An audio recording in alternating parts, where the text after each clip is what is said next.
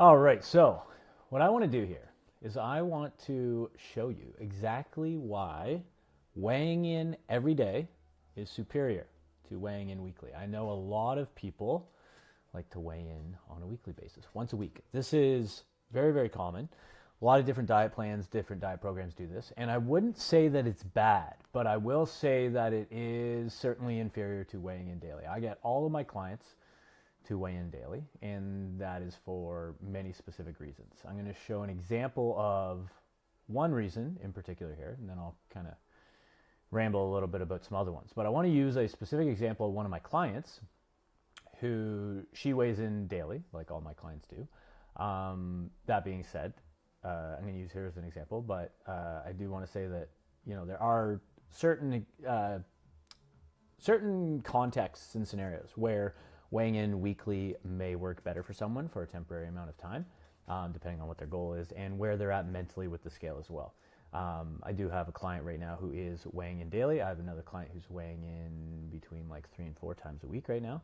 And there's various reasons for that. Now, I'm going to continue to encourage them to weigh in daily. Both people that I'm talking about that do weigh in not daily, a little bit less frequently than that, they are in a place or have been in a place where the scale was very emotionally exhausting and they had a hard time detaching from that number. And I totally understand that. That is a common thing. And the unfortunate thing with that is, as frustrating as that is, it would seem that, if you're struggling to detach from the number and the scale is really frustrating you, then it would make sense that like, oh, I'm going to do this thing that is annoying a lot less. The problem with that is that you end up doing it less. You actually don't end up repairing your relationship with it. It doesn't actually end up improving at all. You're just avoiding it. And I want to be clear on that, but also understand that there is certain context where maybe that is a good thing to do for a temporary amount of time, to pull away, that's fine. But just understanding that the long-term benefit of regularly exposing yourself to the daily undulations of the scale far outweigh the cons and the challenges of it. It's the whole idea of like what you might call like exposure therapy, where it's like you just expose yourself to a certain stressor, or you expose yourself to something, anything in life, you're going to get more used to it over time. And over that time, as you get used to it, you'll also learn to manage it better. So as uncomfortable as that can be, depending on the person, of course, I would always encourage most people to improve their relationship with the scale by facing those daily weigh-ins over time and then committing to, going through those kind of just emotional responses that are totally understandable, but committing to improving how you emotionally react to that number over time. And it does get better the more you do it. So that's one of the benefits of weighing in daily, but also one of the drawbacks of weighing in weekly is that you don't get that benefit over time. It just gets worse because you're slowly doing less and less. So that being said, I want to use one of my clients here. Her name is Katie. I'm going to use Katie as an example for these, basically just to state my kind of case for why I think daily is so much better. So I'm going to use a 2-week period here, September 30th. This is recent. September 30th, October 7th, and October 14th. You can see the weigh-in, the plots here, the data points, right? And here's the corresponding weigh-in. 174 even on, we'll call this week 1, right? Week 1, week 2, week 3. 173.6 on the second data point, and then 173.2 on the third data point, the last one. So as you can see here, these are actually, this is a perfect example because they're exactly 1 week apart, each of these. And you can see that this is certainly down, right? Like we have, you can even see it visually there, obviously.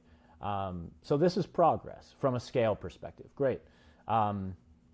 That being said, if we look at this, 174 to 173.6, okay, down just under half a pound in that week.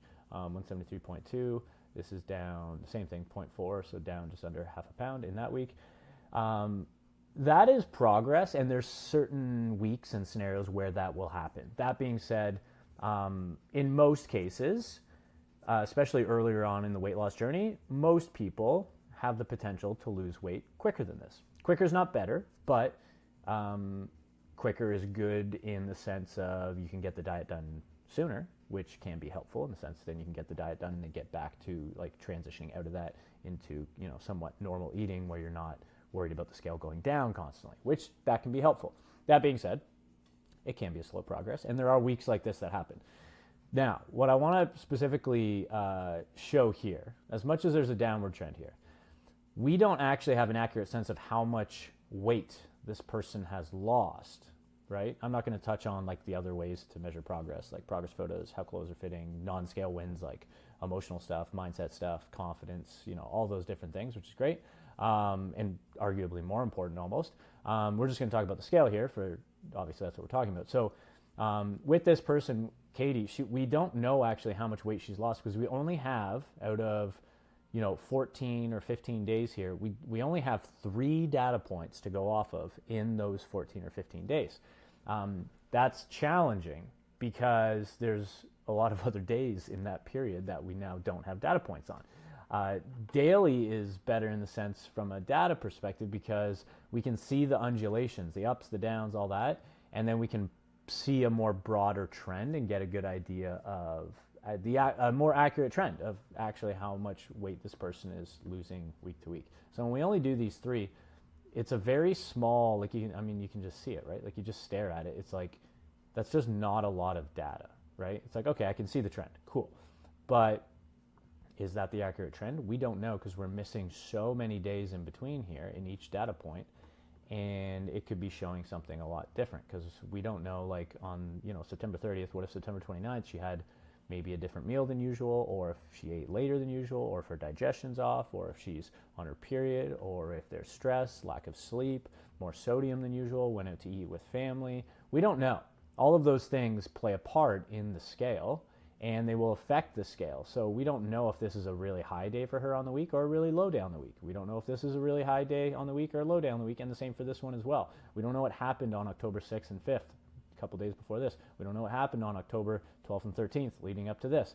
You know, if we have daily data points, we can get a kind of an idea of the dance, you know, and that helps us to pull a more accurate trend, but also from a client perspective, it helps them, you know, it helps them actually do the dance with those undulations and then learn to manage expectations a lot better around the scale because you get used to the ups and the downs instead of it constantly the scale will do its thing, but instead of you constantly being frustrated because you impart your own expectations on it and it not react the way you want to.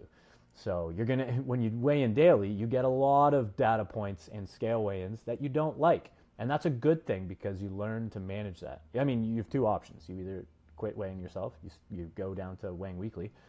Those are 2 options. I don't recommend those in most cases, but those are 2 options. And the third option is you keep doing it, even though it's uncomfortable, and then you learn to manage the dance and you get better at it. So that this kind of explains why weekly isn't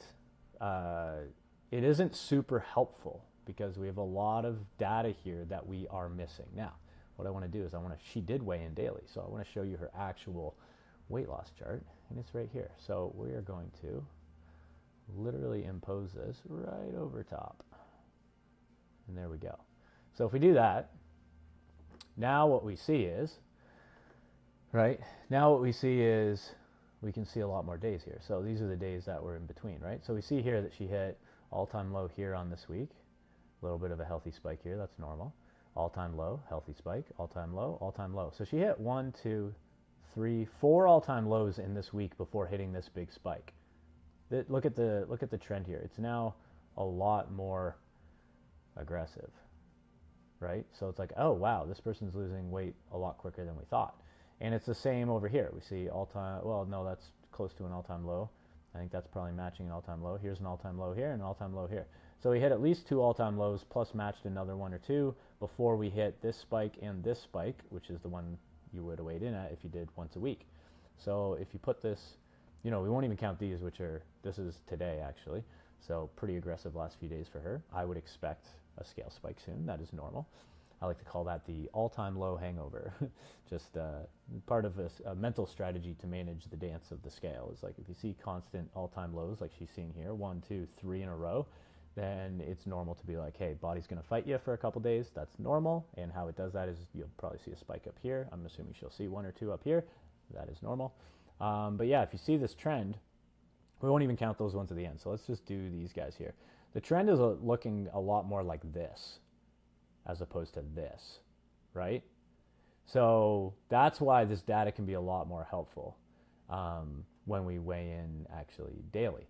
So I can actually show you what it looks like here, each one. So yeah, so here's the actual data points for each one, right? So all-time low, all-time low, all-time low, all-time low, spike, match pretty much. That's a exact match, all-time low, spike, all-time low, spike, spike, recovered in around 2 weigh-ins there, and then all-time low, all-time low, all-time low. So this is really, really important, and I think a lot of people should understand this because, you know, I wouldn't tell someone, hey, you cannot weigh in daily. But I would encourage everyone to move towards that, even when it's uncomfortable and not showing the numbers that you want, because even if it's not showing the numbers that you want, it's valuable information and it tells us a lot, right? If we wait 5, 6, 7 days to do a weigh-in, those are a lot of days that now we have to wait before we actually make adjustments to the plan. You can make an adjustment to a plan after 3, 4 days if needed, if you're weighing in every day. If you're not, you don't have that data, so you don't know, so you just have to wait till the next week.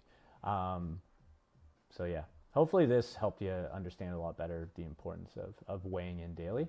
You know, what I like to do with daily too is like basically what I just did there for you, which is like just looking at all the all-time lows in the week, or any trends where we match the all-time lows, and kind of keeping track of those each week. And then that's really helpful. The other one that you can do is you can take, so if I went back here, what I could do is I could go 1, 2, 3, 4, 5, 6, 7. I could take these 7 and then basically figure out what her average would be, which is, you know, 174 down to 171. So it's probably 172 and a half, somewhere around her average there. And then you could do 1, 2, 3, 4, 5, 6, 7, and you could pull out an average for that week as well. And then you could compare weekly average over here, weekly average over here, and then here we'll do a weekly average, and you could compare that one as well. So that's where like the daily data points are very, very helpful, but also in isolation don't matter. They only matter in the grand scheme of things as you compare them week to week. So this is why with the scale, it's important to, I tell all my clients this, when in doubt, zoom out. And that's an important thing to consider with the scale, because the daily is going to do its thing. Each data point is important, but it's not important in isolation. It's important within the context of this. So it's important when we look week to week, bi-weekly, or monthly, and we actually zoom out and then look at the trend and compare. So hopefully this helped. If you have any questions, just let me know.